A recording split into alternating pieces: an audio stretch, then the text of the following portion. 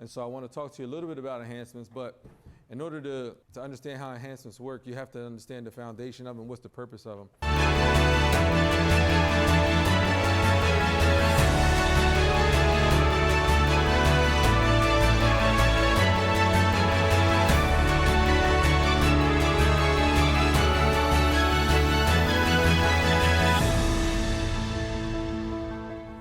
I'm going to do a haircut demonstration first. Make sure that you guys can understand the approach to a haircut, especially for some of you new guys that are just starting. For some of the guys that have been here for a little bit longer than that, it'd be some repeat information. I cut a different way than what I'm going to show you, but for educational purposes, I want to maintain a certain step system for you guys so that you guys can start to adopt that step, start implementing it as you're cutting hair, and then as you grow and elevate, then I want to challenge you to do a more advanced way of cutting. I don't want you to just stick to one system because I want your speed to come up, I want your consistency to come up, but you have to understand the fundamentals first. So before you put enhancements on someone's head, the haircut has to be completed and done. Enhancements are no different than you putting lotion on after you get out the shower. If your skin is dry, you're putting lotion on to add moisture to your skin. If you need, your hair doesn't have moisture in it, you put something in to add moisture to it so that way your hair is not dry and brittle. So you're only enhancing what is already there. A lot of people are using enhancements as a crutch. That's not what we're doing. We want to teach you how to cut the hair first and then use an enhancement as a tool so that way you can actually make more money and create a better service for the guests that if they want it. I do recommend if you're servicing people and it's not something they're into, don't do it, because you're going to push people away and they're not going to want to come and get serviced by you. So the first thing I want to do is I've never cut his hair, so I want to ask a few questions on maybe some things that he doesn't like. Tell me a few things about your haircut. I noticed that your fade drops. Is that how you like your fade? I mean, coming from what Chris has told me, that's kind of how my hair grows back. It's a lot lighter over here, and thicker in the back down here. Right. So don't talk to me like a customer, not a student. Okay. Got it? So I'll explain some of those things that you just mentioned. Okay. But how would you like your haircut? How would I like my haircut? Let's see. You just get like a mid fade. You could bring it down just a tad bit, not too much. All right. So mid fade. For some of you who may not know what a mid fade is, there's a few rules of thumb. The parietal ridge is always our transition point. So wherever the comb is turning away from the head is your transition point. So higher than this parietal ridge is a high fade. Right at the parietal ridge is a mid fade. Anything below the parietal ridge is a low fade. Yes, sir. Is it still dark on the parietal ridge if you're doing a mid fade, or is that where it's fading? That's where the transition point is. So you're fading it from there. So it still could be slightly darker. It depends also on the canvas. So this canvas here, I have a lot more space to work with. So I can either stretch the fade, I can keep it darker and create the illusion that it's a little bit lower. I can make this really, really low as well. So, so no, when it comes to, because, you know, parents will come in and say, I want a low fade on my son, but the kid's head is only but so small. So you're only working within a small space, right? So the transition point is always going to be at the parietal ridge because that's where the head is beginning to go from straight to round, all right? So each person is going to be totally different, and you're messing with him while I'm, you're just getting back another time, right? All right, so when I'm looking at his head, if you notice, there's already somewhat of a line in his head. Do you guys see that? It's almost as if the person who cut him last time didn't do a good enough job. Now, I don't think that's the case because I saw the haircut when he came in, and his haircut did look really good. I even mentioned it to you. I said, who cut your hair? It looks really good, right? But what I do notice is that in this area and in this area, you can see where it's a little bit lighter. You see this light spot here? Yeah. That's density. That's the amount of hair per square inch. He doesn't have as much density here, and he doesn't have as much density there. My job is to avoid exposing that and give the illusion that the haircut is even when it's not. And what I mean by that is if I take a 1 and I go the whole ways across this, it's still going to be lighter here. No matter what level I go, so I'm going to avoid some of this, unless this is going to be skin, because if it's skin, then it doesn't matter. But if he wants a lower fade, and you said mid fade, I'm going to keep this mid. He said he wants a little bit of a drop. It makes sense for his head shape to have somewhat of a drop. He also, if you notice the shape of his head, he has some curvature right in here. I got to be mindful of that because that could create some weight in lines as well. When he smiles, go ahead and smile. You see all these muscles that come up? One of the things you want to do is while you're servicing a guest, try not to have conversations in your areas of trouble. I'm noticing just through consultation, while I'm combing his hair and I'm looking, that he's got muscle in here. Because he's got this muscle in here, I know that if we're talking about something, he starts laughing, these muscles go up, and now I'm trying to fade, and I'm creating more work for myself. So I want to avoid doing that in this area. Does that make sense? Mm-hmm. Okay. All right, so his hair was shampooed prior to. It's important if you're using enhancements to make sure that your guest's hair has been shampooed. Can anyone tell me why that's important? Yes. Say that again. Like sitting on the hair, could it dry out the hair? Could what dry out the hair? So nope, that's not one, but I appreciate the guess. Yes. Dirty hair, bacteria, and well, to me, I say the outline come out better. Okay, well, what do you mean the outline's gonna come out better? The outline come out better, like it's more like, I say steady, like it comes out more firm. More like, whoa. Okay, you saying it comes out firm because of what? Yeah, like it's gonna look cleaner. So clean is good. What were you gonna say? Like, he shampooed his head, so now like the canvas is clean for the enhancement to stick. So you should be shampooing your guests, even downstairs on the clinic floor when people come in. It's recommended that you encourage them to get a shampoo. One, you don't know what they're coming in with.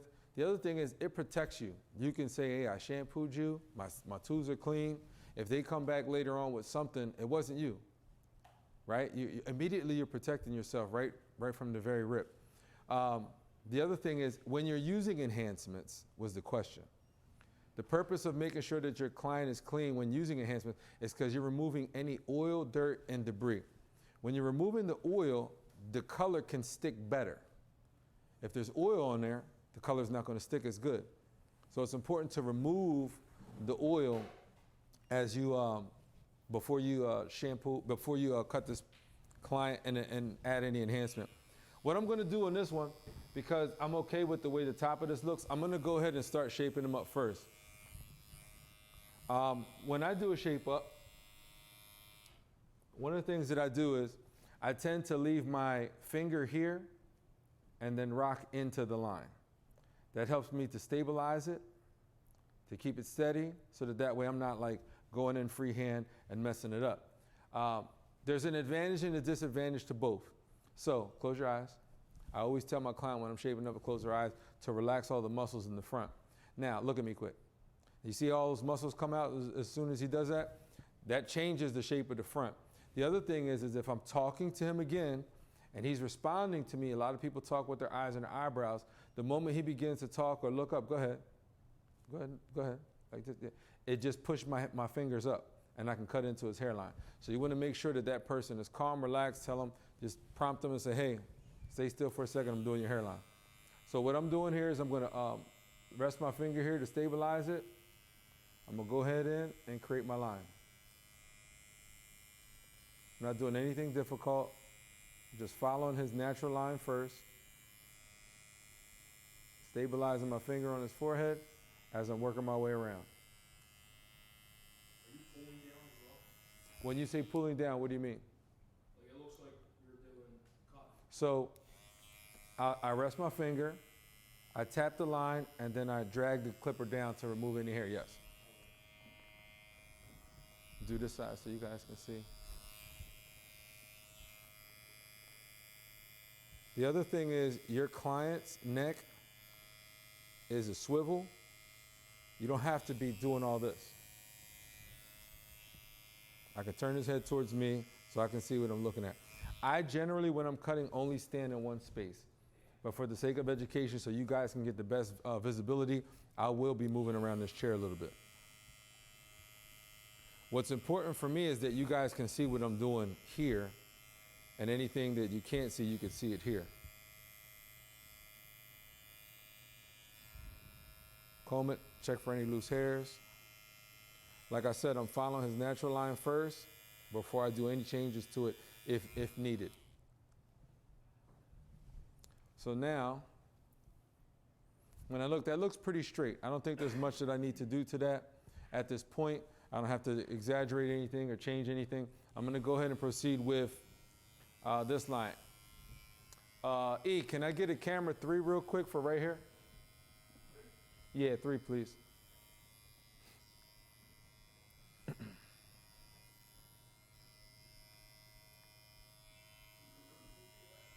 What's that? Yes, please. Stay right there.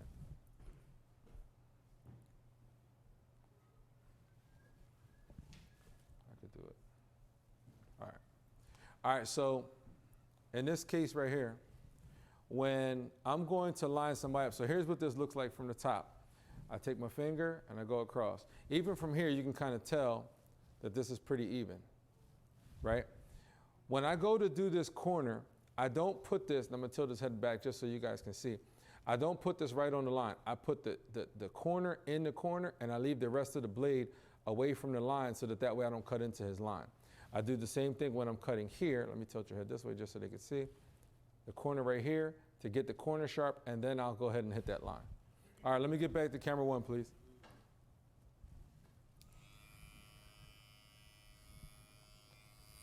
So again, I'm going to just put this right in there in the corner, and then I'll do the same thing in this corner just to make that corner nice and sharp. And then I can go up to the line with my outliner, or I can go in, same way, and drag out. Either or is fine. You're going to find something that works best for you. Either or is fine. Again, just the corner in the corner, corner in the corner, and then I'll take this right to the line. I'm still using my finger here to stabilize my tool, and then as I drag it, I'm just using my finger to stabilize it.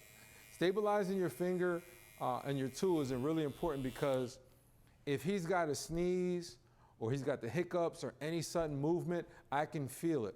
When I'm shaping somebody up like this and I'm not touching them at all in no way, shape, or form, as their body moves, I can't feel it, and he may sneeze and I cut his hairline. It's happened. I promise you it's happened. I've seen it happen. So I'm giving you these little tips to help prevent something like that from happening. So the first thing I'm going to do is I don't recommend going in, for many of you who've probably seen it on social media, going in and putting a line and making it hard. Why that looks so appealing on social media is because the hair is so dark, and if I carve this out, there's such a contrast from dark to light, and it looks appealing to the eyes. It's a great visual for people, especially when you're looking on social media. However, social media is that, there's a facade, and a lot of people are showing off what it is that they do. It is much harder to remove a line, and I promise you, if you're paying attention, if they're carving out the line here, and here's where that bald line begins, I guarantee you that their fade ends up being up here because they need room to remove that excess weight or that line that they put in there. So I'm going to go ahead first without using my liners, and I'm going to use my clipper all the way closed, and I'm going to create my first guideline. I'm going to work my way around. See where that line was? I want to go a little bit above that. I think that what happens with his is he had that kind of line that was sitting there. It looked like the person did a bad job. I don't think they did a bad job, but I think as his density builds up, when they're fading it and it grows in, it looks a little bit darker. So I'm gonna show you a trick on how to prevent that as well. One, I took it up slightly higher, and I'm only gonna do half of this because I'm gonna show you how to do it on the other side a little bit differently for some of my advanced guys. Yes, you're good. So you know when you looking straight, right? Like back here, it gets kind of like, you know, what I'm talking about, that little bump. Does anyone know what psh means? Okay, tell me what you mean. So you know, so you have your circle. You talking about occipital bone? Oh, okay. Like But when you're doing like a mid fade, is the line going to be on the occipital bone or so again, you're following the parietal ridge, you're always around, chances are it's going to reach the occipital bone. So that parietal ridge is going to go generally to the parietal bone. It doesn't always. That parietal ridge will get to the occipital bone. It doesn't always though. So what I'm looking at right here is, now let's take a look. Does this look darker than this? Okay. So what I don't want to do is put my guard or my blade and create this space, and then, because this is then going to still be lighter than this. So what I want to do is I'm going to start back here, and I'm going to go slightly higher. I'm going to be about 2 finger lengths. As I get up here, now my blade is open. As I get up here, and you notice, it now looks the same. Do you see that? So if I go over this, I'm going to make this lighter, and it's going to stand out. And then again, I'm still working against the haircut that I'm trying to achieve. So I'm going to go ahead and stop right there. I don't really need to do anything up here because I'm going to blend that in. Do you see how I took this 2 finger lengths and then I went all the way down to about 1? In this particular case, it makes sense because I need to blend this in so that it doesn't grow in like a dark line like we saw before we started. The other thing is that this is already light, and I'm going to be working around these light spots.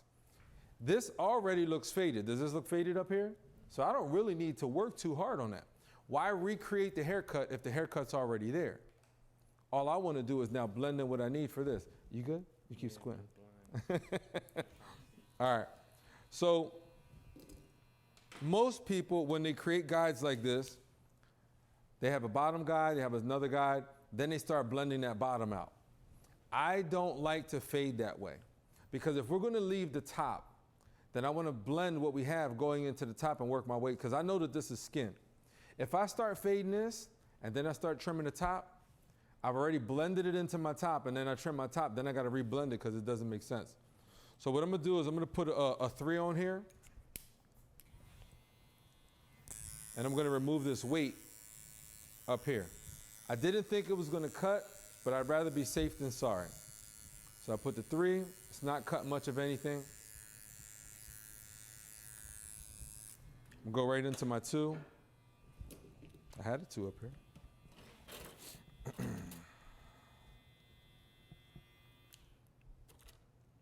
There it is. All right. Now, I'll show you a little trick for my advanced guys as well. I'm gonna talk to both of you guys, but right now I want to focus on my beginners just to have some steps to follow. And for my advanced guys, we're going to dig a little bit deeper in a second. So right now I got my 2. His hair's growing this way, so I'm cutting against it, and I'm following the stream, cutting against the grain. So what I'm not doing is cutting like this when the hair's growing this way. I'm going against the grain, following his hair stream. The other thing I noticed is the last person that cut his hair, they left this piece really, really long right here. This is longer than the rest of it. So maybe they're trying to cover some of that, or maybe they just forgot it. See that weight right there? We're going to get to that in a second. So now that I'm lightening this up, what I want is to make this match this. I'm going to close my 2. Go here so you guys can see. I'm cutting against the grain, and I'm not going up into the parietal, up into the top. I'm staying right at the ridge and working slightly above it. What I'm trying to do is make this look like this, because I don't want to recreate the haircut. The haircut's already in there. All I want to do is fine tune it. Like this one either. So I went from a 2, now I'm going to a 1.5. And yesterday we had the discussion whether you need a 1.5 or a 1. I am using a 1.5, and I'll show you later on how not to use the 1.5 or the half size. But for the sake of learning, let's keep it simple. 3, 2, 1.5, then I'll go down to my 1.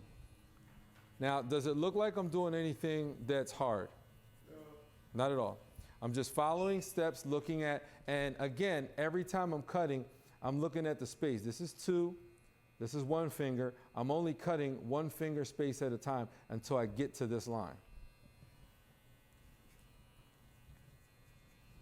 And as I keep looking, I'm looking to see if this is matching this. And it's slowly getting there. Do you see it getting there? Okay.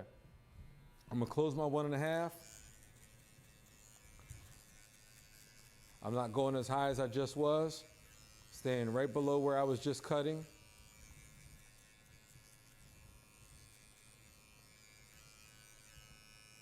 Notice I do more cutting than I do combing. I've seen people go 1, 2, 1, 2, 3, 4, 5, 6, 7, 8, 9, 10. 1, 2, 1, 2, 3, 4, 5, 7, 8, 9, 10. You do want to remove the excess hair, but you want to spend more time cutting the hair off than you do combing it off. Now I'm going to go to my 1. I'm going to open this up. And right here is where you begin to see the transition. I'm playing right on that line. I'm only focused right on that line. I'm not cutting much above that because everything up here is now pretty much blended. So I'm cutting right on that line, working my way across, just going back and forth until I get it to look like I want. Now I'm going to go 1 notch at a time, right on that line. Look at it. I'm comparing the two. I want it to look like the front. 1 at a time. 1 more notch. Work my way across. He has a dark spot right there, so I can just kind of take that corner right in there to see if I can get that. But now, it's starting to look more like the front. Do you see it? Step back 1 more notch because it is a little bit darker.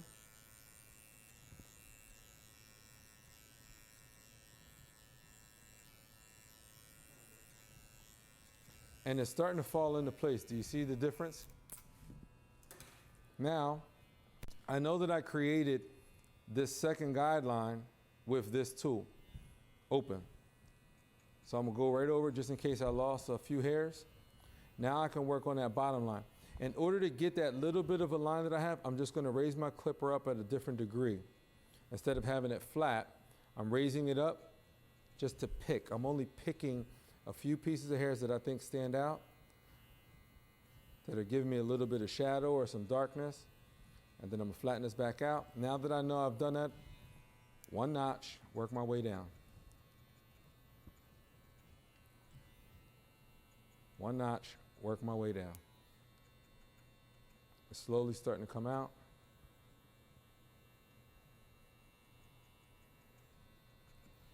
One notch, work my way down.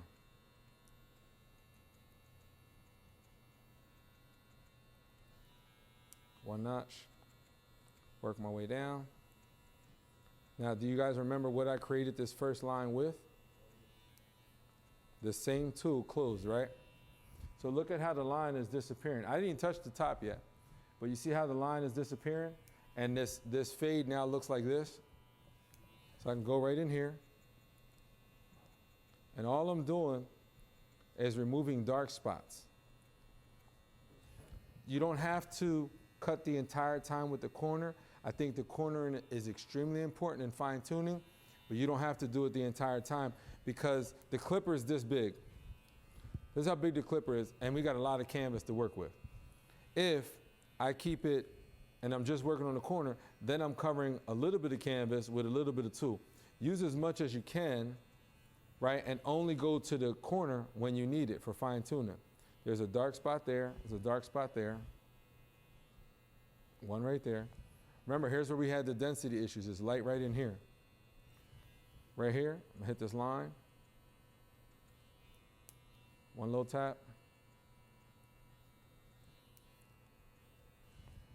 Just to be safe, I'll put a 1 on. Open it up. Go slightly above that. And the reason I decided to put a guard on is because he has density issues. What I don't want to do is expose those light spots and then change my entire fade. Now, just roughly looking at that, you can say that that's a pretty decent looking fade, and it didn't really take me long to do it, just following these simple steps. It didn't take long at all. There's a few steps. Now, I can cut a lot faster than that, but because I'm explaining it to you, it does slow my process down. I'll show you on the other side in a more advanced way of cutting, but I want you to focus on these steps. Can anyone want to volunteer real quick? Alejandro.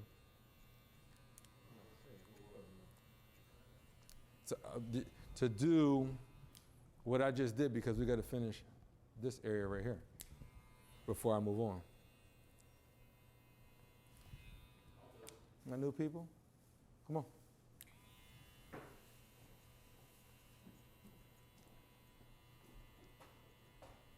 What's up, pal? All right, so come on this side.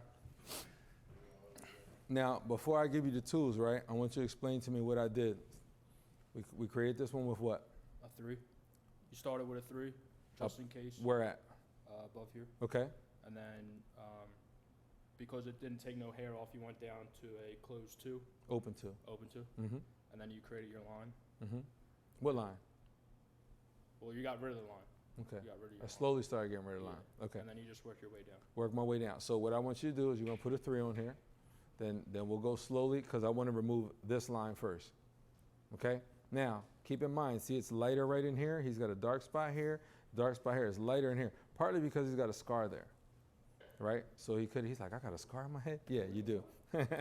So let's put a 3 first, and then we'll work our way in. I believe the 3 is not going to work, but we're going to play it safe, okay?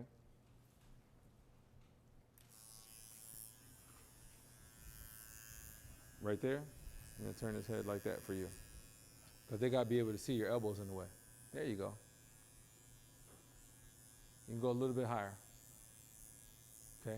Nothing's happening. Which way is his hair growing right here? Down. So cut it this way. Nothing's happening. Here's something else I noticed that you're doing. Do y'all notice the movement he's doing? He's really rolling this out, and you might be rolling it a little too early. So try to keep this here, and then the cutting happens here. So when you get here, that's when you begin to roll out. You're rolling way back here, and so this blade is never touching the area it needs to cut. I'm not going high enough. Yep. Still a little early. Much better. Remember that if this is the area you're focused on, the cutting is happening here. It's not happening up here. Okay. Right there. Okay, good. Nothing's happening. Let's go to the 2.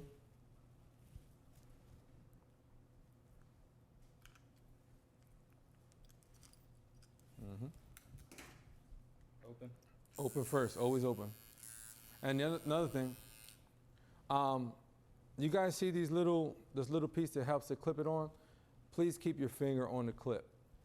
It's metal, it bends, it pops off, and what you don't want to do is, you're a big, strong guy. You start pushing on somebody's head and this thing pops off. Yahtzee.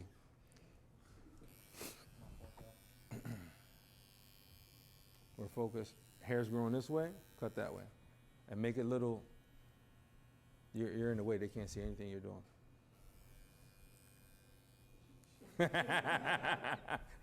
Strong, aggressive, just better. You're still flicking, you're rolling out a little too early. Better. Right here, focus on this one. Better, better. All right, cool, nothing's happening. Take it off. Did you close it? Let's close it the whole waist. Okay, same thing. Where are you putting that finger on that? There you go.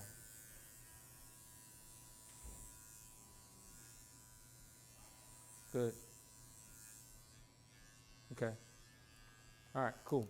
So now, because we were dealing in the bulk, the movements were bigger. They were bigger movements. Now we're not going up this high. We're only focused on this area. So now your movements are going to be smaller. Okay? When we were up here and we were just checking the bulk, bigger movements.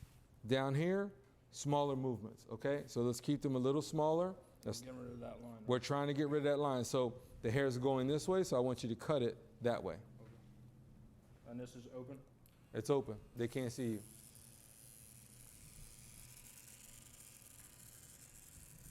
Good.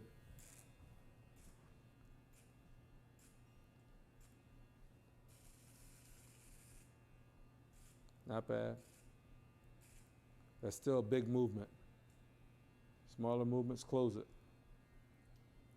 The whole waist. The whole waist. Yep.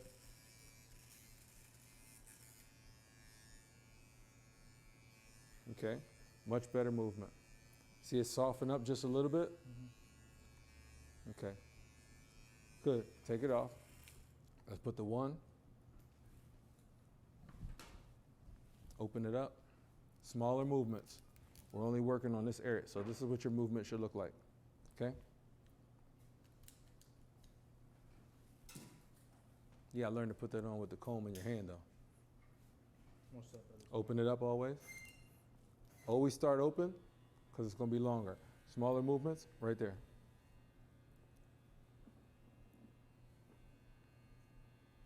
Oh, good. You hear that little cut? That's when you know you got to pull away. Good.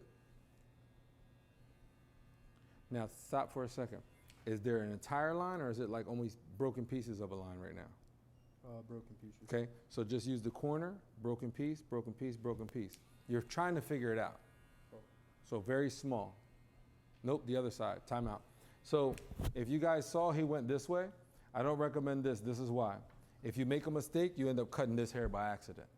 Okay, so if you're using this side, if you make a mistake, this is too long, you're not going to cut anything. Y'all catch that? Yeah. Open all the way? Good. Nope, that's closed. There you go. Comb it, take a look at it. No better. Okay, stop for a second. So this is something you're not aware of. So the space between the edge of this blade, see that longer tooth right there? The space between here and here is about 1/16. That's the size of a half guard, which is why half guards didn't exist. If I want to get in that space and I'm not getting it, I can tilt my clipper and give myself a little bit more length so that way I'm not cutting in and making a mistake. I can also go down another notch, but raise it up by tilting it to offset it, and then slowly, right there I heard it, and then it goes away. Okay? Appreciate your help. Little tips, yep. Appreciate it. Let's go through. Let's knock this out. Yep, you got it. Thanks. That's good. Yeah, way to go. Give him some. All right, so I'm going to go ahead and get through this because I want to show you guys some more stuff and get to what we decided. I don't want to take up too much. Gotta get rid of that ball spot. Yeah, ball spot. All right, so I'm going to go back to this 1.5 just to get in here. Remove some of this. And as I'm looking, I want to make sure that the shape of the fade doesn't change. So it hasn't changed, right? We still look good? The biggest thing now is getting this bottom piece out. Open this up. I'm going to tilt my clipper. See how I'm tilting it up? That's making the clipper longer than it is. As I go lower and flatten it out, it gets shorter and shorter. One notch, work my way down. One more notch, work my way down. You can hear it cutting now. One more notch, work my way down. Every time I'm closing it, I'm going lower on the head, yes. I'm still working in the same area, I'm just not going to be going higher. If I got to go higher, I open it back up and get that one spot that needs to be cut.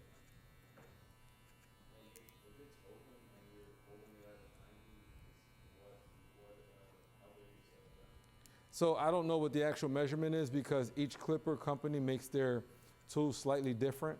It's a micrometer of an inch.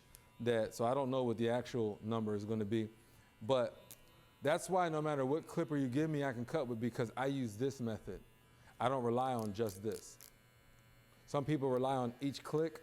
If you take a master that has a click and you take this JRL that has a click, each one of them is going to be slightly off. So you'll cut with the master, and if you've been cutting with the master for 4 years, 3 years, and then you give this tool, and you're like, I don't like this clipper. It doesn't cut like mine. Well, you're used to looking at what happens when you cut.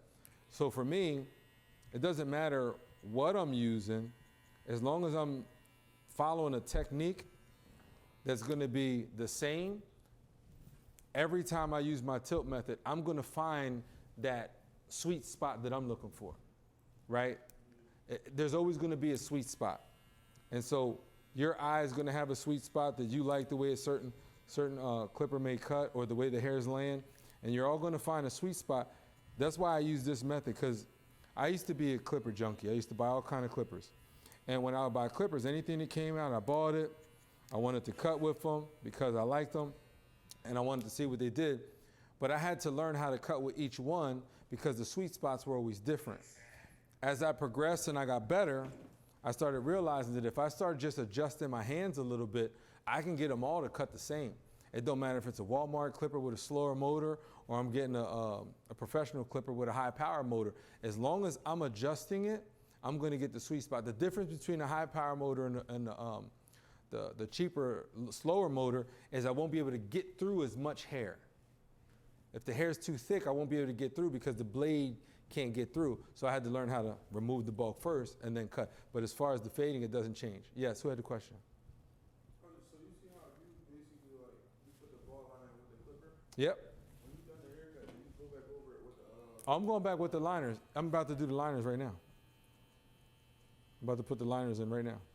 So here's where I created that bald line. Let me blend that out. Now right below that, I'm going to go ahead and take my liners and bald it out. Without creating a new line, because right before where I created my line at that parietal ridge, I'm just popping it away.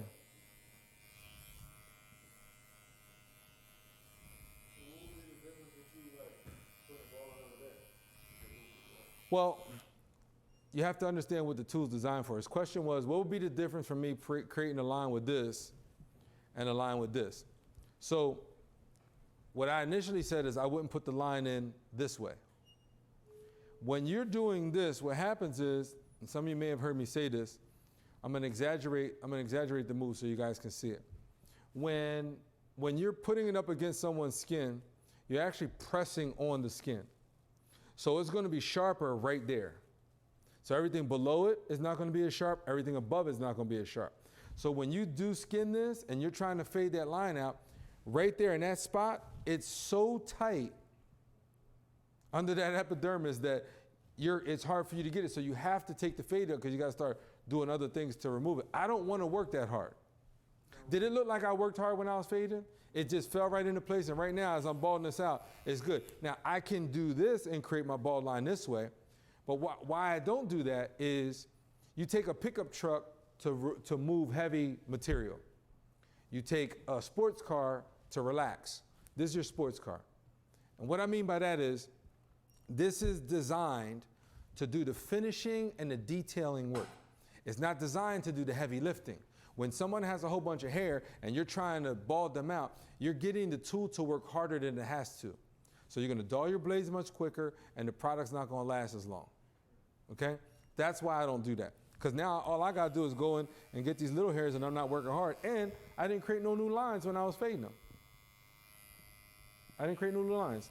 Right here, bald this right out. If I go here and stop, now I didn't cut over here, look what happens. What did I just do? I created a line, right? But I didn't cut over here earlier. I didn't lower this. I only stopped over here. That's why I didn't have one here, but I got one there. So what tends to happen is when people do that, then they got to go back in, and it's not going to come out the same right here. Even though I have this all the way closed. See how it still kind of stands out? That's why I don't recommend doing the bald line first. I got to take this a little bit higher in order to remove that. Open this up.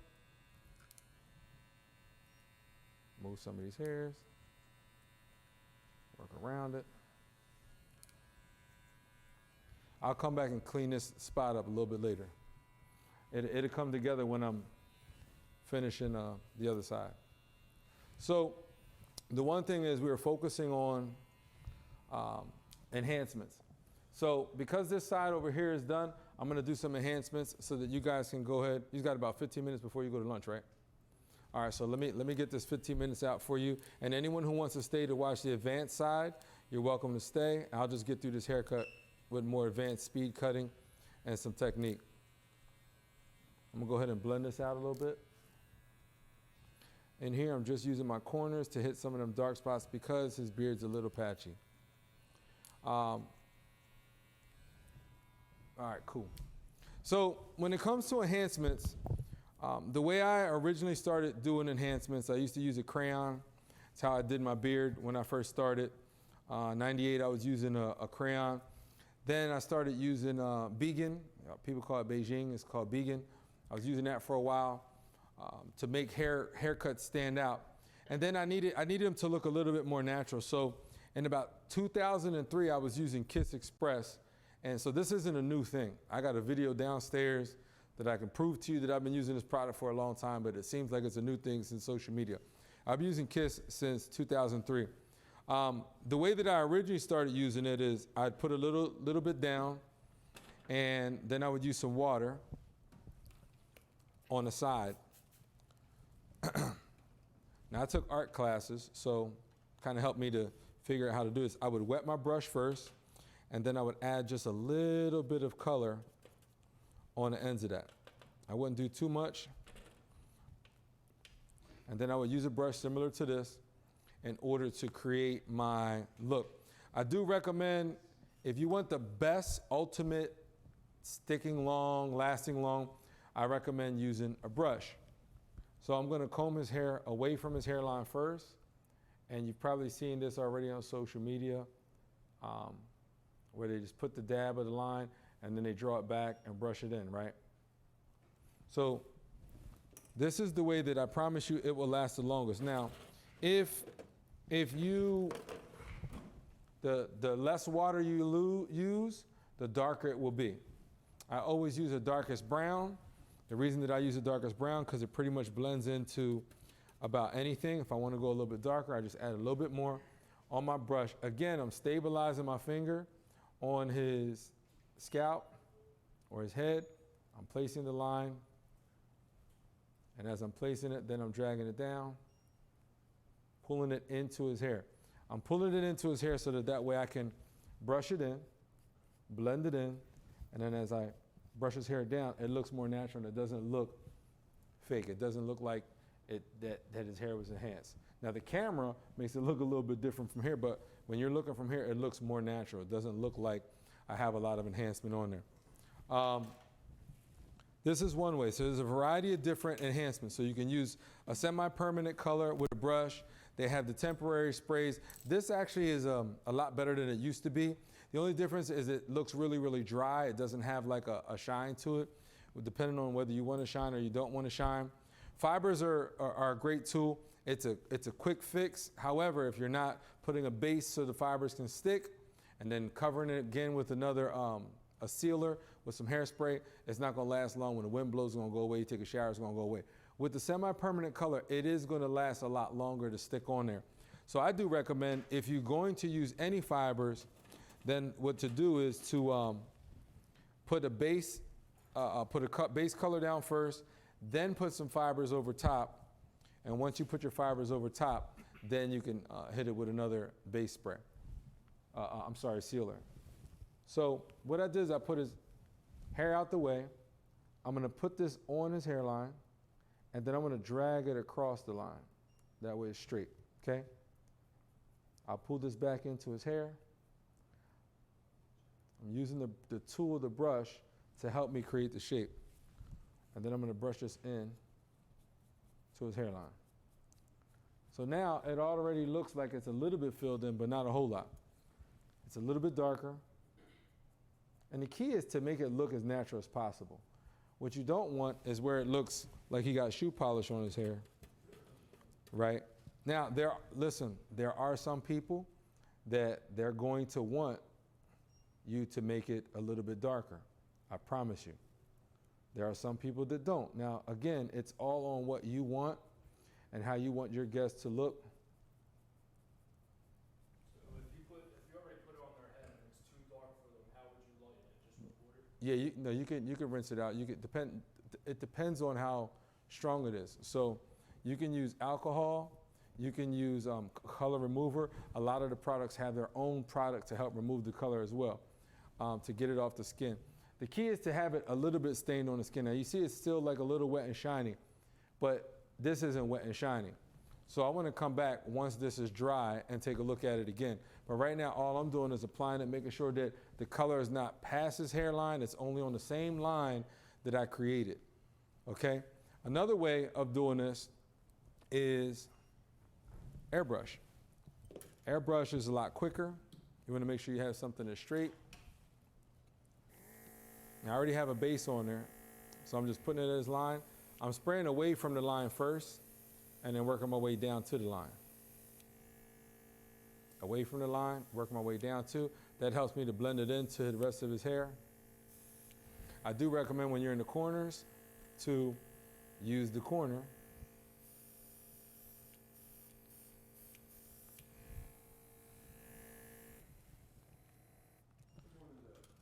That's attempt to. And then you want to comb the hair in its natural form. You want it to dry. You put a little bit of spray on it, like hairspray, to hold it in as much as to make it last a little bit longer. Again, you can still use a brush, but the airbrush is going to help to spread out the color a lot quicker. Yes? Would you, if you put like hairspray over top of the spray, Mm-hmm. would it make it last longer? It'll last a little bit longer too, yeah. So I wouldn't recommend putting a spray before it. If you're going to use fibers, you would put a spray before it. So if I'm going to use fibers, I would spray them with some color as a base. Then I'd hit it with a little bit of spray to hold it, put some fibers, put some more spray over top to hold it in place. I'm not a huge on fibers, but they have their place. Not hairspray, you would spray it again with the No, color. I would put hairspray over top to hold it.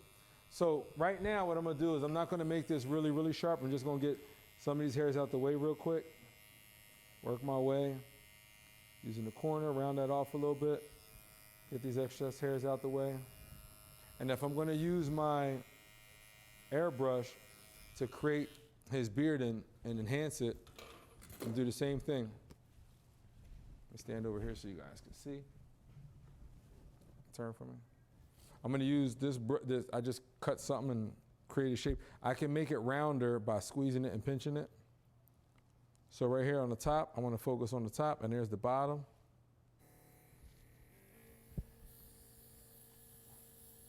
I'm trying to keep it on the line first. Sometimes it doesn't look like you did anything until you take it away. Okay? Until you take it away.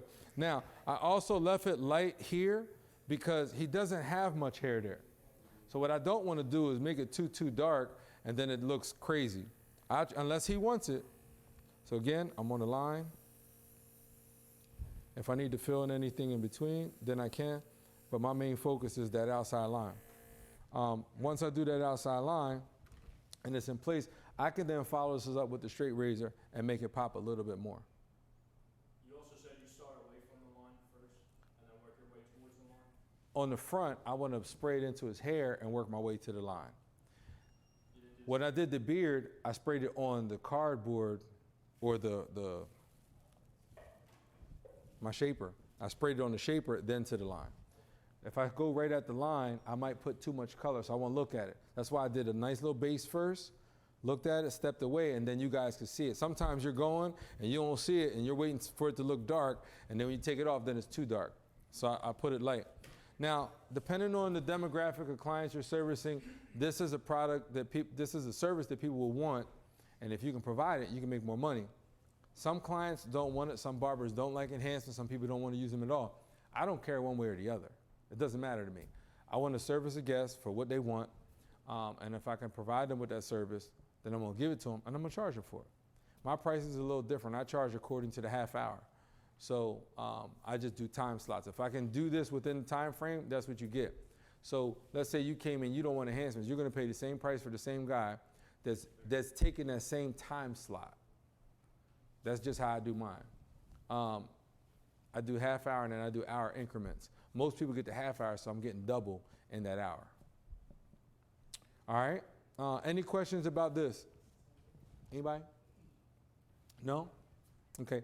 I'm going to go ahead and do the other side. So, When you do the beard, mhm. like all beards like come to where like the mustache is at, like the top one. So great question. He's saying, do all beards come to where the mustache is? No, my beard personally, it comes way up here. So my beard comes from here all the way up here, and I got a little tiny bald spot, but it does connect down here. Now right now it's cut to my mustache, but if I let it grow, my beard comes all the way up here. I used to actually wear my beard way up here and leave this light. More recently, I started just cutting it down. So you want to create the shape of the beard to what the person already has, so that way it doesn't look fake. Like he already has this natural light spot, so I only let a little bit of overspray get there, and I have more to spray in here. So for me, this is where his line is. I can kind of see where he already has it. If I show you on this side, it's already where he's at. All I did was cleaned it up a little bit. You see where this is already ending? I'm just following what he has. Yours ain't up there, so I can't line yours up there like that. So someone just got hair, right? Like down here? I'm gonna enhance it down to where it is. I'm not gonna try to create a big full fake one and have all this to be painting and all this hair. I'm gonna try to follow where the hair is first. Make sense? Okay. Yes. Just a question about like the guards. What would be like the true size of the length, open or closed? For what? Oh, just like if you have a guard on? Yeah. So, Like what would be a true one? so if you're saying if I put this 1/8, and I put this on this, is it true when it's closed or when it's open? Yeah. What's interesting is no one ever taught me that. I've always started with it open. So I'm always looking at that. This is its size as it's open. So when I put the next one on, it's open. As I close it, I'm getting closer. That's how I've always done it. I never even looked into it that way. Great question. I don't know if it's true, but somebody told me when like, say Wait. a 2 guard or a 1 guard open, it's like 1.5 or 2.5. Some people teach it that way. I've always taught it that you're going to start with it open and work with it this way. I had a guy, when I said put a 1.5 on, he opened his clipper and he put a 1 and he thought that was a 1.5. For me, a 1.5 is this. This is a 1 guard on, still 1/8 on top of my blade. So yeah, I mean, there is a measurement for here. I try to keep it as simple as possible. When you put that guard on as open, that's where it's going to be. Because I'll confuse you if I say do a 1.5 and you put this on, thinking it's a 1.5 when you should have put the 1.5 size on. So leave it open, put whatever guard you think it is, and then work your way down. But I cut from top down anyway. All right? All right, cool. So y'all staying? Or y'all going to lunch? Because I'm going to keep cutting. I'm going to just keep explaining. It doesn't change your lunch. You still get a lunch. Just, I'm going to keep going. If you guys have questions, just feel free to ask. So I'm going to cut the rest of this haircut from top to bottom, everything, with no guides, no lines.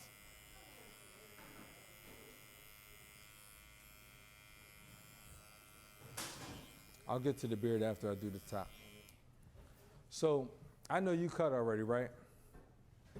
You do a lot of cutting already, right? So the way I would start his haircut is the same way I did on the other side, but I'm not going to put a bottom line on here. I already know that this is where my bottom line is. So I don't need to put one there if I know that this is where my line is going to be.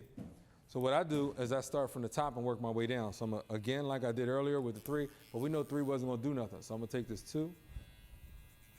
I'm going to remove my weight here.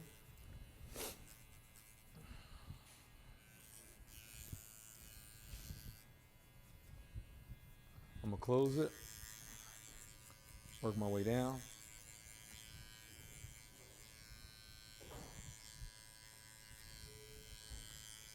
Now when I'm looking at this, I see he has like a low weight right there, so I want to be careful of that.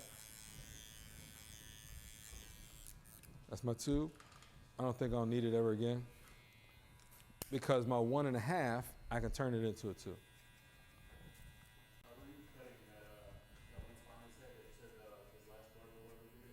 Yeah, right here. Oh yeah, I'm gonna trim it. I'm gonna get to it. I'm just gonna use shears to cut it. So I'm skipping around his head actually, because what I'm doing is I'm removing dark spots. Close it, work my way around. Because I already know what the other side looks like and I know where those transitions took place, I don't have to work as hard at, I'm just removing dark spots. I don't have to work as hard at trying to remove any lines because there are no lines. Currently he has no lines in his head other than that thing we saw from the very beginning. But you already see how this is starting to fade? Took my one. Dark spots. If he came in the shop, this is how I'm cutting his hair. Like I'm starting from the top and working my way down. Close it. Because his fade is already in there. All I got to do is fine tune it now. And I think that's where a lot of people waste a lot of time. If you have a client that's coming in every week, why are you resetting that haircut every single time they come in? You don't need to reset the cut. The fade's already there. Close it. 1.5. Open. I only fade down.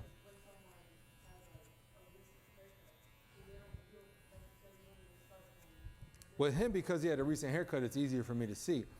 But it don't matter. All my haircuts, his haircut, if he's getting a temp fade, I'm starting from the top down. If he had, what's that?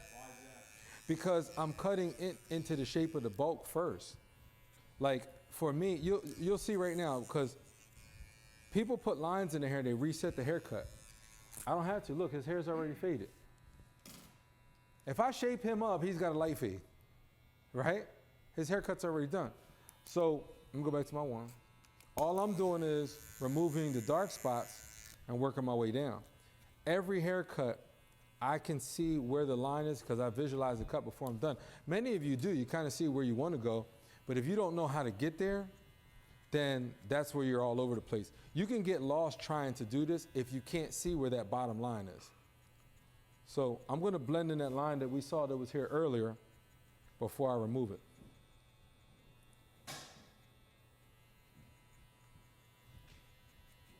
Work my way across.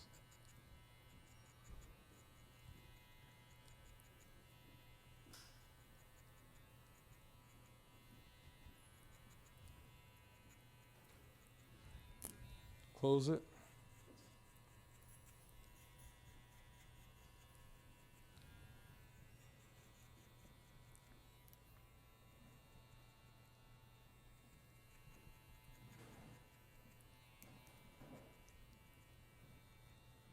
You see how his hair got faded without putting a line in it? I'm not removing lines, I'm blending the whole ways out. And because I know where I'm going to put that bald line, it's easier for me to just work my way down. Like again, like I said earlier, this is an advanced way of cutting.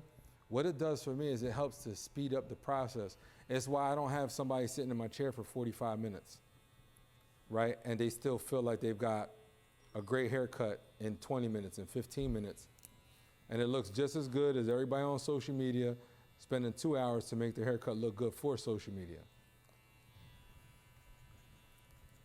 So you see how that side's already done? How long did that take me for real? Like just 5 minutes? And I was talking and I stopped and I showed a couple things. It didn't take me long to do that. So on average, if it took me 5 to do this side, 5 to do that side, 5 to do the back, 15 minutes. So now, I don't recommend you to speed through haircuts when you're first starting. I think you should focus on giving a good quality haircut. But you have to create a system first. This system was what I used when I began as a barber. Create some tiers, work my way through the tiers. But I used to work from the bottom and work my way up. I learned that it was much quicker if I knew the top was going to stay this way, then I work my way from the top and work my way down to my tiers. Okay? Now, I just work my way all the way down because I already know this is going to be bald. I already know that this is going to be about a 1 in here. I know that this is about my 1.5. I already know that. So I don't need to work my way up. I just work my way down doing that. Yes, sir. Is it a different step process, working from up to down rather than down to up? I did the same exact thing. 3, 2, 1, 1.5, close that I did on this side. Did the same exact thing. The only difference is you can't see the 1 or the 2 finger open. I do because I know where I was going to put it anyway. So because I'm visualizing instead of making it with the clipper, I'm looking at his head. His head is giving me the guideline. I already see it, Right, but again, that's more advanced. I still recommend developing a system, finding a guideline, creating one, and as you get better, if you're already cutting hair, I would challenge you. Here's what the frustration part is going to be. If you already cut hair and you got a certain speed, when you try to change your system, it's going to be slower at first until it clicks.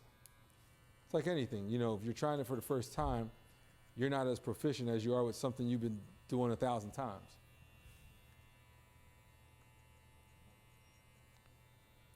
So, I mean, it didn't take me long to go ahead and fade that out at all. And if you're looking, it don't look different on each side. This side got enhancement, this side don't, but it still looks like it's the same, which means I kept it natural looking when I added my enhancements, right? That's what that means, that this side has enhancements, this side does not, but when you look at it, you really can't tell unless we're really focusing on it. This line does look a lot sharper, but, oh yeah, the beard for sure. But when you look, I'm talking about the fade. So the height of the fade is the same. The darkness from here to here is the same, right? So there's not much I really have to do. I'm still going to give him enhancements because that's what we're talking about. But that shows you that I kept it as natural as possible and that it didn't take me long to create the same exact effect. I'm going to go ahead and put my enhancements on first. Get that out the way. You can see where it's darker. So for like just starting out, would you recommend top to bottom, or is it just like? I would challenge you to try and figure out what works best for you. However, probably do like a hybrid. Create a bottom line, then work from your top to the bottom line. If you can visualize like, okay, this is where my second guide would have been, what would you use for that second guide? Then just kind of stay in that space because you don't want to cut too much off. But create a bottom guideline so you know where to finish. And as you get better and you progress, it didn't take me long. You see, it didn't take me long to do that. It took me a whole 45 minutes to do the one side, explaining it, and it took me 5 minutes to knock this out. So you guys want to get in the shop, you want to make money, you need volume, right? McDonald's makes money because they put burgers out in 30 seconds.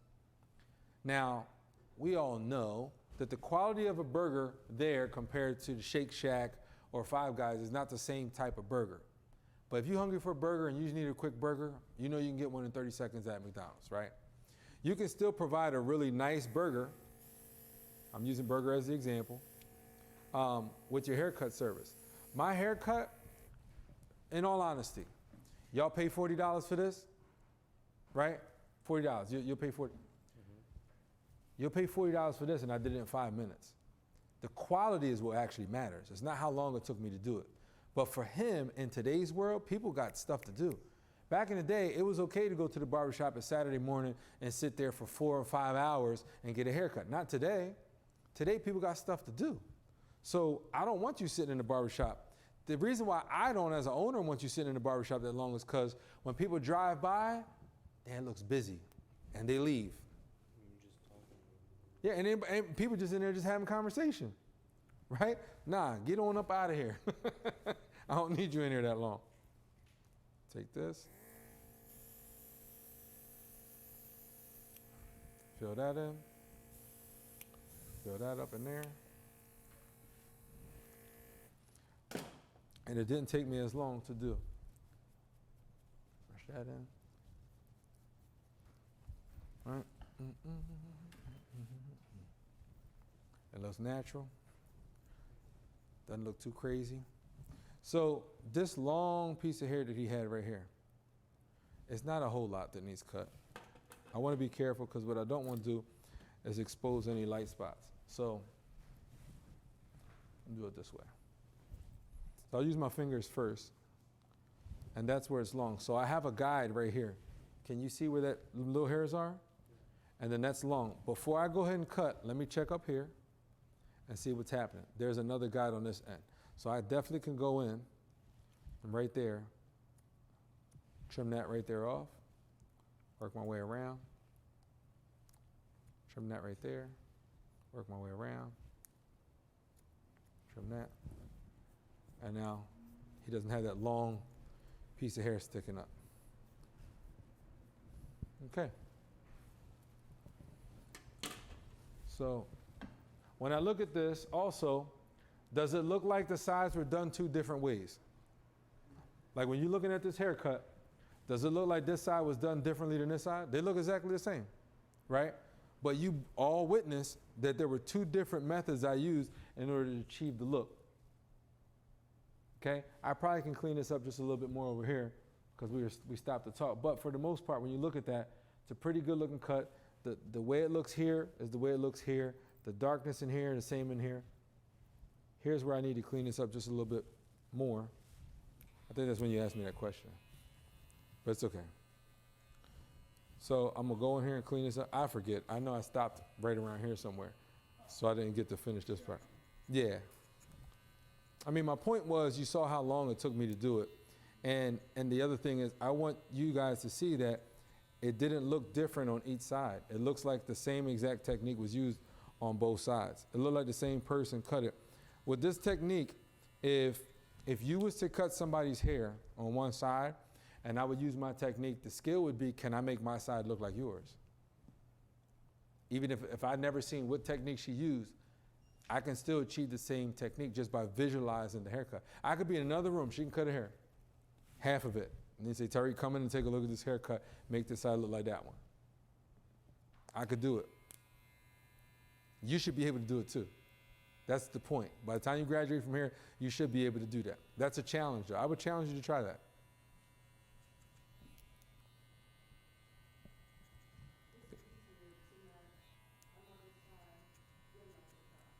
My method. Or go down. Correct. So that's so good that she said that.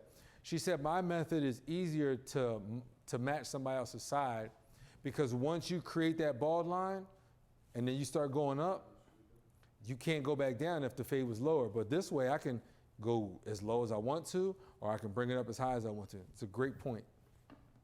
How I started this technique though, and it's the reason why Edomar was messing with you guys about the half size and the 1.5, is when I was cutting hair, if you notice, I did a lot of tilting when I was fading on this side.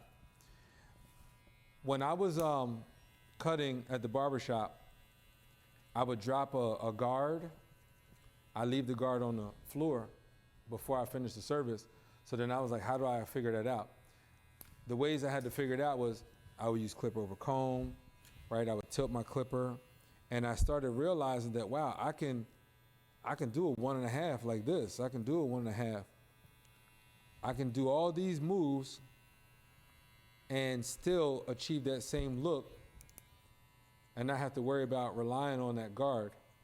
I did an exercise with a few students a couple years ago on the floor, and I asked them to tell me they can take any guard away from me. I need my cutting tools. I said, take whatever you want off there, and they were all arguing on which one I didn't need.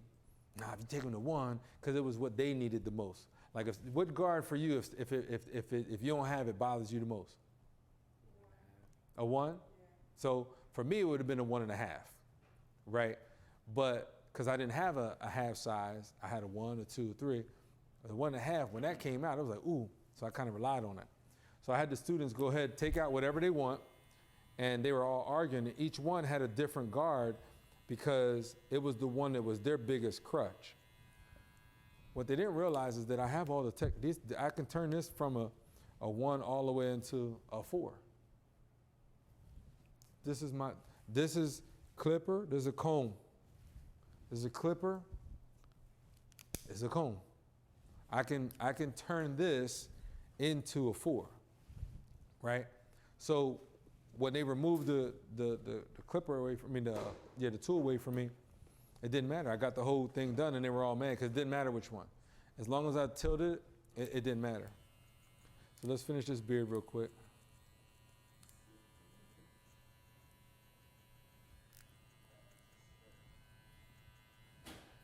Same thing.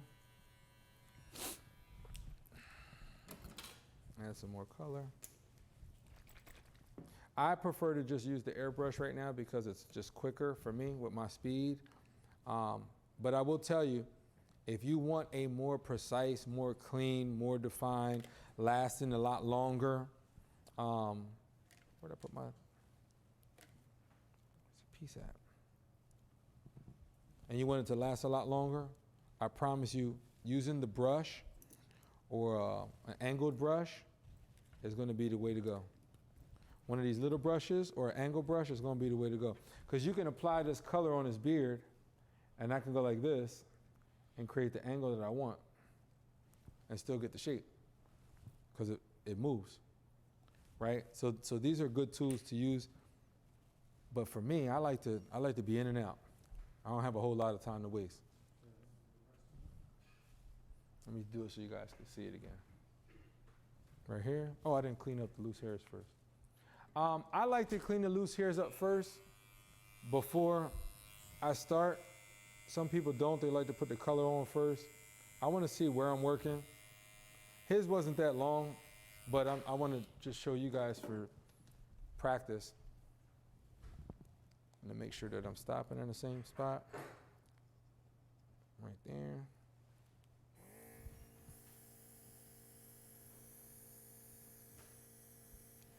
Take a look at it. There it is. Right here. Right there.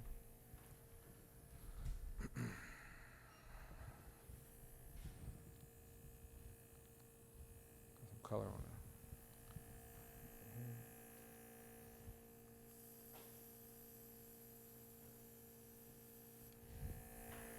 Stop that. And then, put your head back.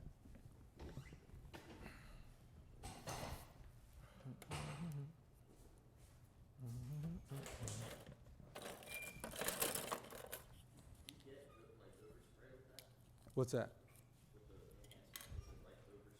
It does, but that's what the paper's there for. Yeah, if I don't put it there. Now, what's really interesting about this one, I should have showed you that. I wish you'd asked it a little bit earlier. I can actually create a line if I don't have as much spray. So you can make the nozzle smaller. So it has 3 settings. This one has 3 settings. So right there it has 3 lights on. It's most power, and right there is the least power. In that section,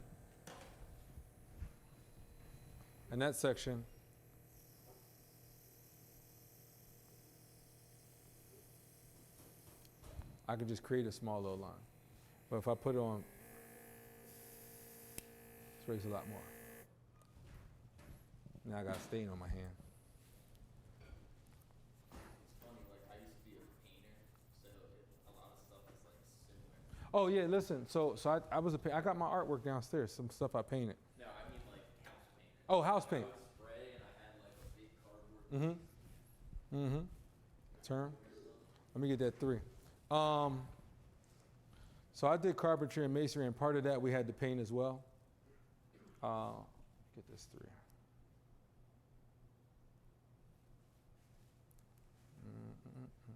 Trying to get the right camera. One thing I wanted to ask, What's that? this part has been bothering me right here. It's too long? I think so. Okay, you want me to trim that? If you could. Okay, sure, absolutely. Let's turn them this way. So here's a little technique on this. I know last week you guys saw a shave, but now I want to trim his beard. The technique on this is to make something that straight, right? The blade is straight, and this is rounded. So the key is to right at the curve, straighten it out. So right here, I'm gonna leave this straight. Create me a straight line. Right here at this curve, I'm gonna pull from the curve and make the curve straight. Now I'm pulling a lot. I'm not being soft on his skin. If you look at the pressure of my thumb, I'm really pulling his skin. Okay? But guess what? Would you rather me cut you? No. Okay, so I'm gonna pull the skin tight. Don't be afraid to pull the skin. If I want this curve to go up further, I'm gonna pull it from up here, work my way down to the line.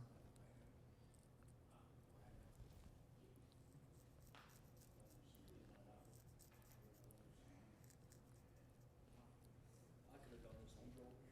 You could have done this one? On Joel. Oh, downstairs? Yeah. Okay. So now I just made his beard rounded, made it a lot sharper. by pulling where it's round and making it straight. If you don't make it straight, then you'll have some more jagged edges, and you don't want that. You want it to be nice and round. Same thing. So I can do it on this side, backhand if I want to. I'm staying in one spot so you guys can see. You guys see what I'm doing? Make this straight, come down to the line, pull this out, straight, come down to the line, straight, come down to the line, down to the line. Now with a straight edge, would you ever, you know how like when your clippers you would use like the corner? Would you ever do that with a straight edge? So when you have to be careful because you can. I'll do it like this for you. You guys can see, right? I'm not in the way. All right. Okay.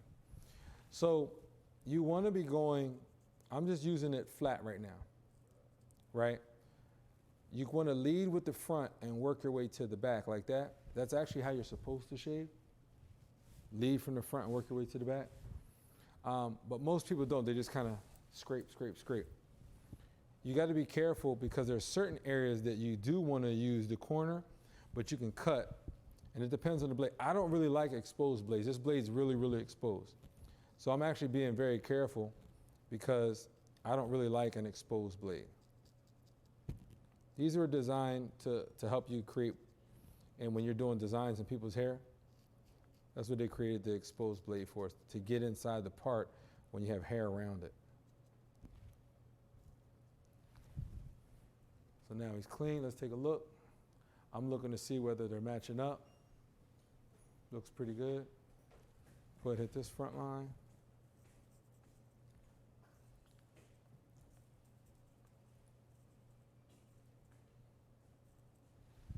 Same thing. Turn this way. What's up, Maya? Did you get the enhancement part? Okay.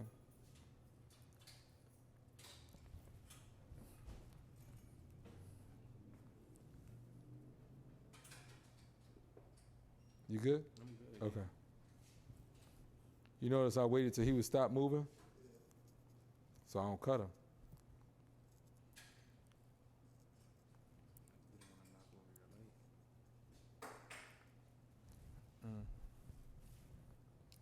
Like that. Then I can go in and hit his beard underneath. And his beard was crooked. Underneath. Does this go lower? Yeah, I want them to see your beard. All right, stretch back if you can. All right. Y'all see where it's crooked? Cool. The right side is crooked, right? Yeah, this side is skinnier, this side is fat and round on this side. So I'm going to cut this little bit of roundness off right here to make it match. But it was a little crooked.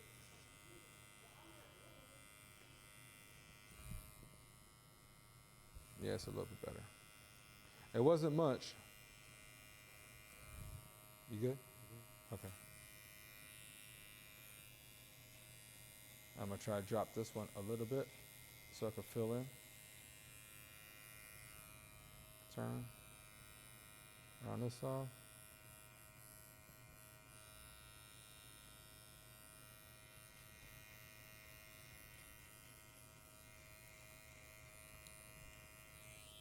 I try to cut with the grain first and then against it so I don't cause any irritation.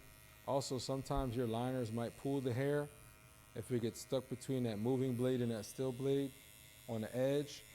And you don't want to do that either. So I try to cut with it first and the areas of the growth pattern.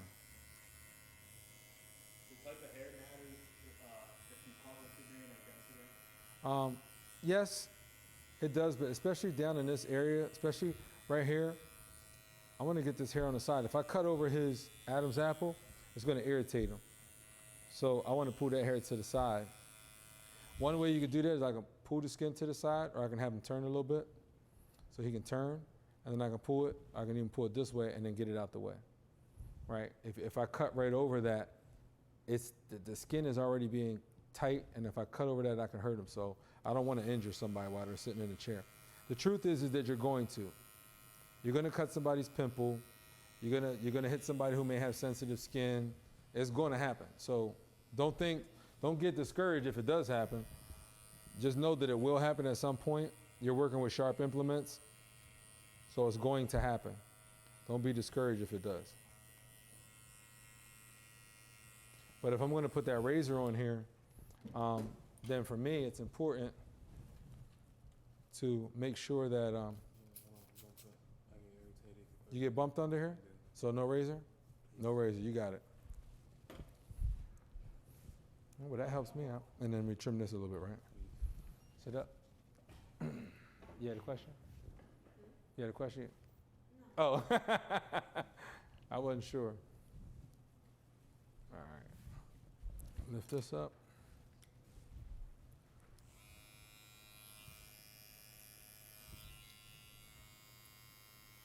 And the mustache.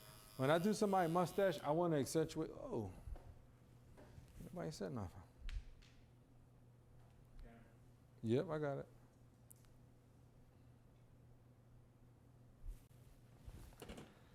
All right, so when I'm lining somebody's mustache up, one of the things that I like to do is I like to follow the shape. I don't just go straight across and cut their mustache off. His lips don't go like that. His lips go up, they go down, they go up, they go down.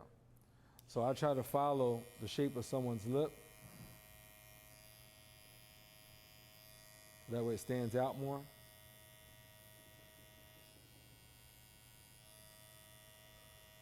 A lot of cats from New York, they cut that straight across. It's what I found. I don't know why. Maybe lazy. But I think this more detailed look looks better. And if they want it straight across, I can always make it straight across. But if I cut it straight across, then I can't put the angle in it. So I always start off with the angle first. Notice that when I did the top of his mustache, I did it from the top down. I didn't cover his mustache and do it this way. Reason why I didn't do it this way is because I can't see his mustache. If I go to cut him, I can't see where his mustache is and I might cut too much off. So I want to look at his mustache when I'm shaping it up. I can see his mustache. I can look at the shape.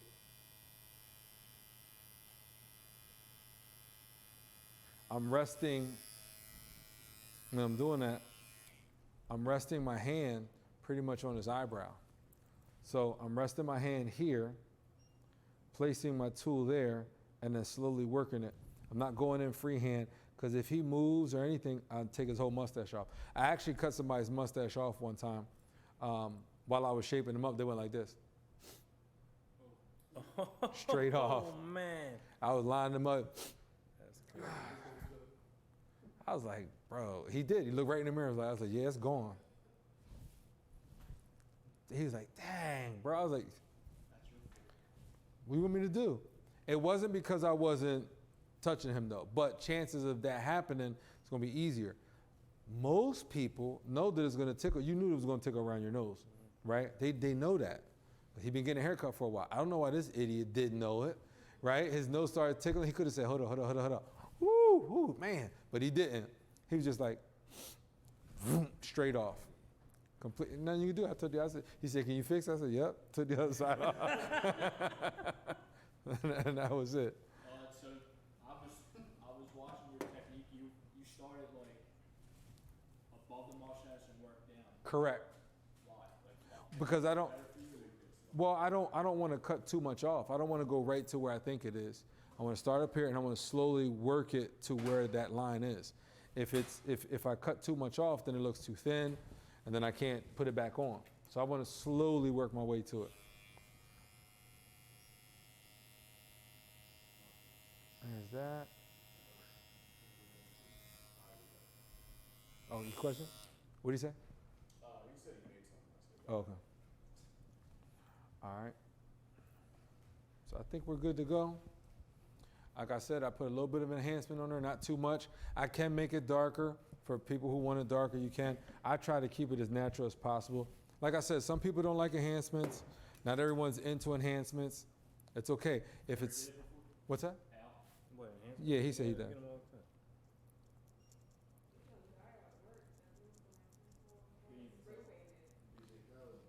You said some people look like it's spray painted on? Shine so much. It's so And he's happy with it.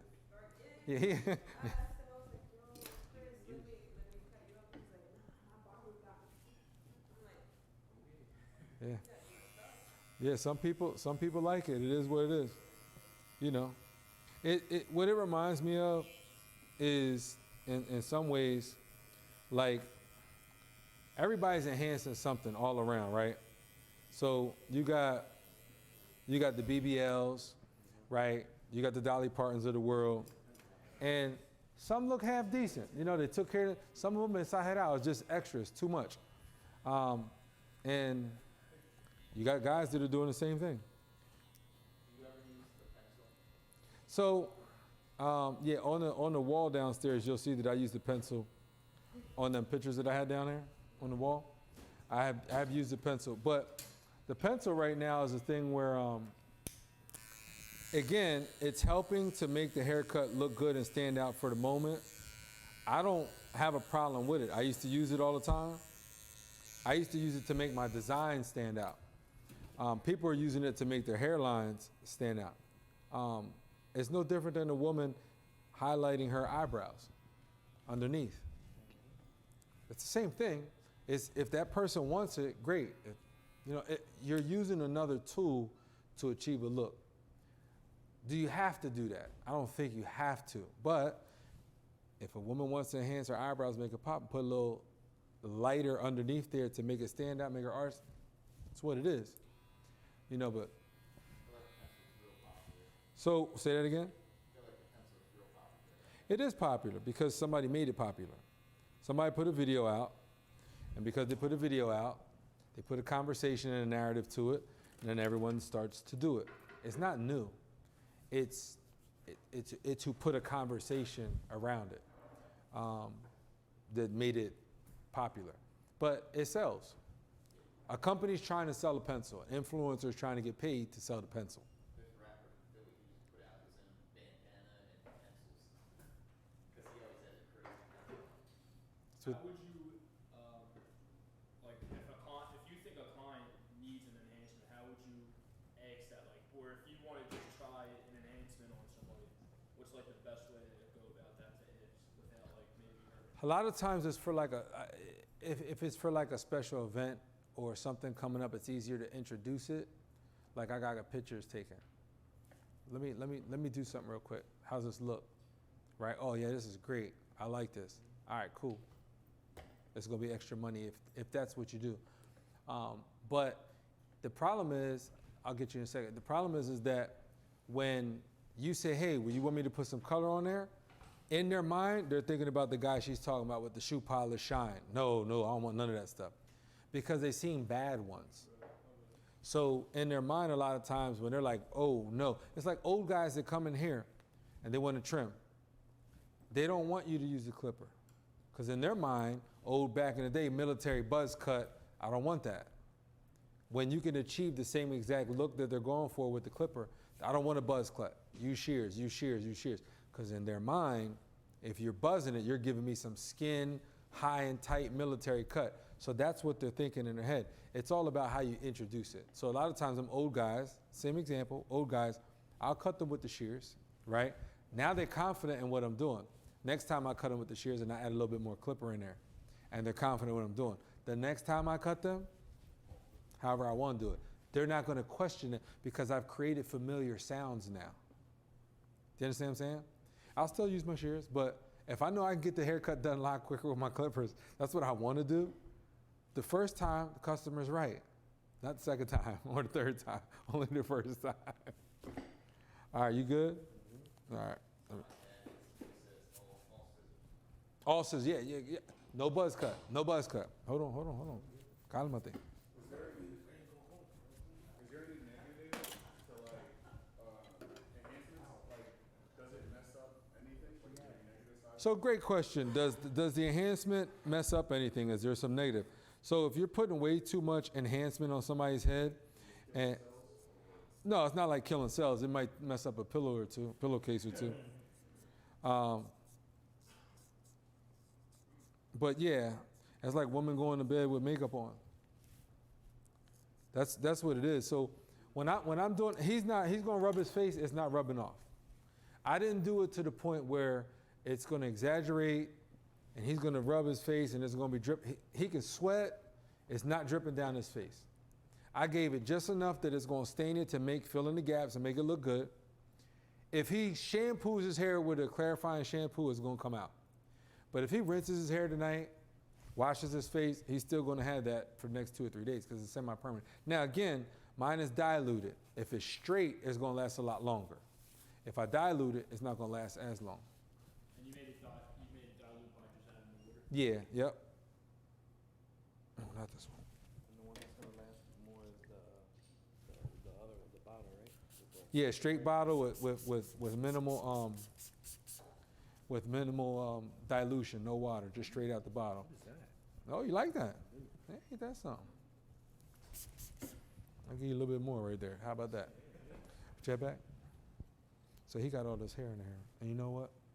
It was because I put that. I was gonna shave it.